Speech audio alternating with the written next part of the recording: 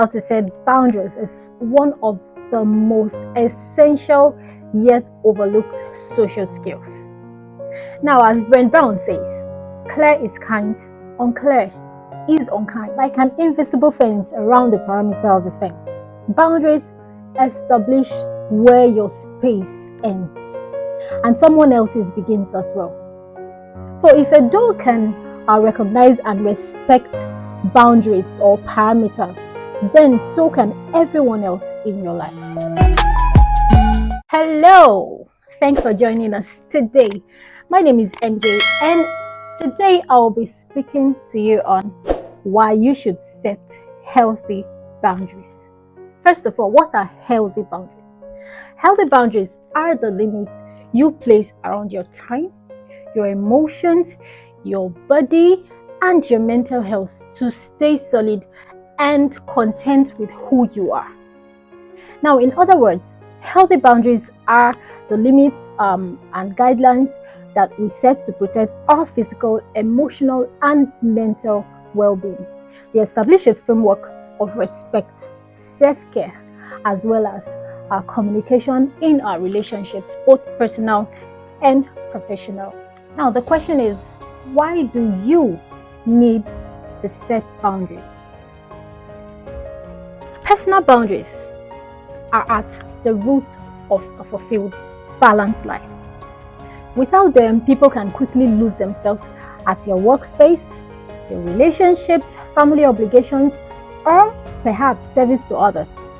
Now, they can even wind up being exploited or taken advantage of by people who do not respect their boundaries.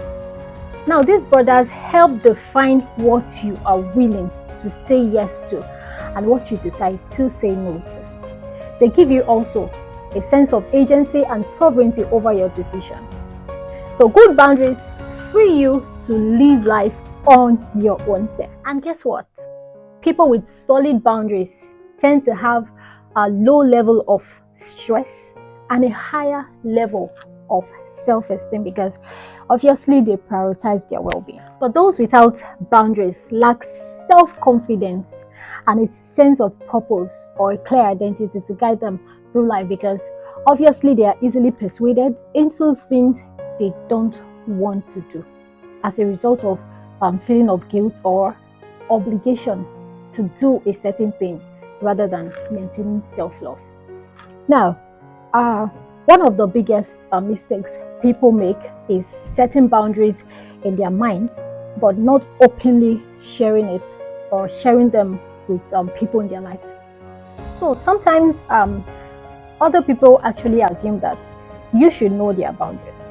But if they didn't clearly communicate their boundaries where they've drawn the line, how will you know you overstepped it?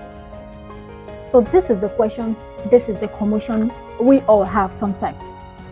Fortunately, once someone is aware of your boundaries, most of them will respect them and apologize if accidentally they cross the line.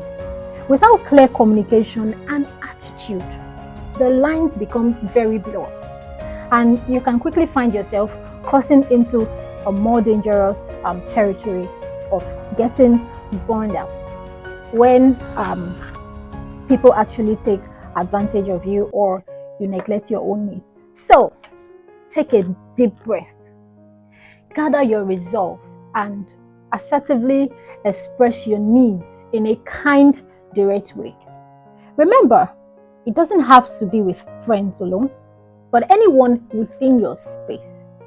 You should set boundary, energy boundary, emotional boundary, personal space boundary, mental boundary, material boundary, social media boundary, and so on. There are lots of boundaries you should actually set for yourself in order to be mentally stable. Saying no also to certain things doesn't have to be rude, but it should be a firm decision accompanied with respect. So don't allow anyone to make you feel guilty for drawing a healthy line for yourself. I hope you've gained a thing or two from this topic, and I hope to see you again when next I drop another video.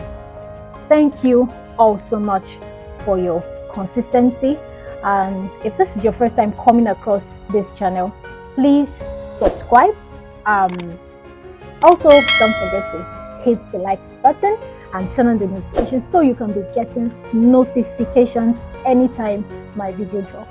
And don't forget to drop your comments on how this topic has impacted you, and also share to your friends and family members. Now, until I come your way again, I remain your host, MJ. You have a lovely weekend.